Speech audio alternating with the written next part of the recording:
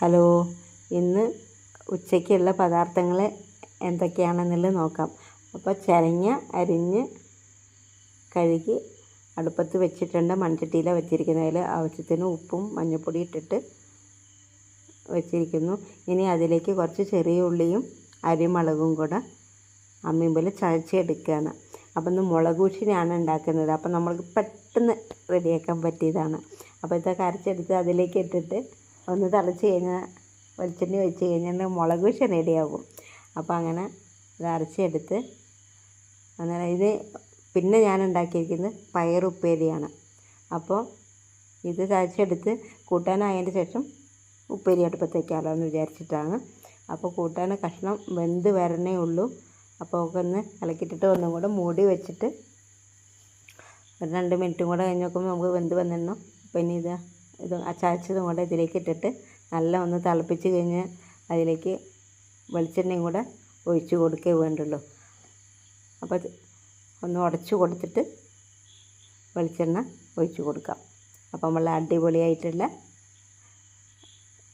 മുളക് ഉഷ റെഡിയായി. ഇനി അതവിടെ ഇറക്കി വയ്ക്കാം. ഇനി അടുത്ത് ഉപ്പേരി ഉണ്ടാക്കാം. അപ്പോൾ കടായി വെച്ചു, അതിലേക്ക് എണ്ണ ഒഴിച്ച് 1 സ്പൂണ് കടുക് ഇട്ട് പിന്നെ ഉള്ളിയും പച്ചമുളകും കൂടെ അരിഞ്ഞത് ഇതിലേക്ക് ഇട്ട് കൊടുത്തു.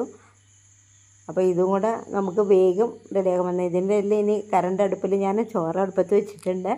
കുറച്ച് ചേന ഇല എടുത്തിട്ട് അതും കൂടെ ഒക്കെ ഒന്ന് ഉപ്പേരി ഉണ്ടാക്കിയിട്ടുണ്ടായിരുന്നു. അപ്പോൾ ഇത് ഉള്ളി ആയി കഴിഞ്ഞ് ഇനി പയറും കൂടെ ഇതിലേക്ക് ഇട്ടിട്ട് ഒന്ന് നല്ലപോലെ ഇളക്കി കൊടുത്ത് ആവശ്യത്തിന് ഉപ്പും പിന്നെ മഞ്ഞൾപ്പൊടിയും കൂടെ ഇതിലേക്ക് ഇട്ട് കൊടുക്കുക. പിന്നെ ഇതൊന്ന് ഇളക്കിയിട്ട് കുറച്ച് വെള്ളം കൂടെ ഒഴിച്ച് കൊടുത്തിട്ട് ഇളക്കിയിട്ട് മൂടി വയ്ക്കുക വേണ്ടുള്ളൂ. അപ്പോൾ അത് ഇടയിൽ നമ്മളുടെ ചോറാവുന്നുണ്ട്, അതും കൂടെ എടുക്കുക. ഇതിൻ്റെ ചേനടയിലൊന്ന് അരിഞ്ഞെടുക്കുകയും വേണം. അപ്പോൾ അങ്ങനെ ഉപ്പേരി നമ്മളിത് വെന്ത് വന്നിരിക്കുന്നു. ഇത് രാവിലെ ഞാൻ കഷായ കഞ്ഞിക്ക് തേങ്ങാപ്പാൽ എടുത്തിട്ടുണ്ടായിരുന്നു. അതിൻ്റെ ആ തേങ്ങയും കൂടെ ഇതിലേക്ക് ഇട്ട് കൊടുത്തു. അപ്പോൾ നമ്മൾ ഉപ്പേരി മുളക് ഉഷിന് റെഡിയായി കഴിഞ്ഞു. ഇനി നമുക്ക് കിണ്ണത്തിലേക്ക് ചോറ് വിളമ്പാം.